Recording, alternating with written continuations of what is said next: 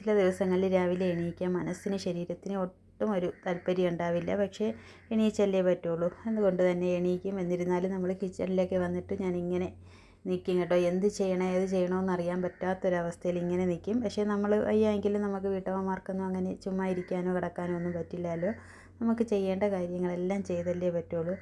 അപ്പം ഞാൻ അങ്ങനെ ഒരു കിളിപോയ അവസ്ഥയിലായിരുന്നു കേട്ടോ ഇന്നത്തെ ദിവസം. പിന്നെ ഞാൻ എന്തായിരുന്നാലും കുറച്ച് ഒഴിക്കാൻ വേണ്ടിയിട്ട് കുറച്ച് ഒഴിച്ച് കറി വെച്ചു. പിന്നെ കണവ ഇരിപ്പുണ്ടായിരുന്നു കേട്ടോ. അതിനെ എങ്ങനെയെങ്കിലുമൊക്കെ മുറിച്ചെടുത്തിട്ട് തോരന് വേണ്ടിയിട്ട് അടുപ്പത്തോട്ടാക്കിയിട്ടുണ്ട്. പിന്നെ നമ്മുടെ പൂച്ചയ്ക്ക് വേണ്ടിയിട്ടുള്ള മീനും കൂടി അവിക്കാൻ വേണ്ടിയിട്ട് വെച്ചു. അപ്പം കറിയൊക്കെ അരച്ചെടുത്ത് ഒന്ന് അനത്തിയതിന് ശേഷം കടുക് താളിച്ച് അതിലോട്ട് ഒഴിച്ചിട്ടുണ്ട്. ഇപ്പോഴത്തെ എണ്ണയുടെ വിലയിൽ കടുകൊക്കെ താളിക്കാൻ വളരെ കുറച്ച് എണ്ണയെ ഉപയോഗിക്കാറുള്ളത്. പക്ഷേ ഞാൻ പൊതുവേ കുറച്ച് എണ്ണയാണ് ഉപയോഗിക്കുന്നത്. ഇപ്പോൾ പിന്നെ അതിനേക്കാളും കുറച്ച് ഉപയോഗിക്കാൻ തുടങ്ങിയിട്ടുണ്ട് കേട്ടോ. അപ്പം വില കൂടുന്നത് എല്ലാവർക്കും എണ്ണ കുറച്ച് ഉപയോഗിക്കാനുള്ള ഒരു സാഹചര്യം കൂടി ആയിക്കോട്ടെ. അപ്പം എല്ലാ ജോലിയൊക്കെ കഴിഞ്ഞപ്പോഴേക്കും എനിക്ക് വിശക്കാൻ തുടങ്ങി. രാവിലത്തെ കാപ്പി കൂടിയൊന്നും അത്രയ്ക്ക് ഉഷാറായിട്ടില്ലായിരുന്നു.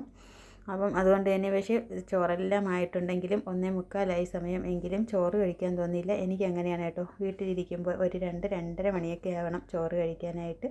അപ്പം ഒരു മുട്ട കഴിക്കണമെന്ന് തോന്നി. അങ്ങനെ ഞാനൊരു മുട്ട പൊരിച്ചെടുത്ത്. അപ്പോൾ എനിക്ക് മുട്ട പൊരിക്കുന്നത് കണ്ടപ്പോൾ മോൾക്കും വേണമെന്ന് പറഞ്ഞു. പിന്നെ അവൾക്കും കൂടി ഒരു മുട്ട പൊരിച്ചു കൊടുത്തു.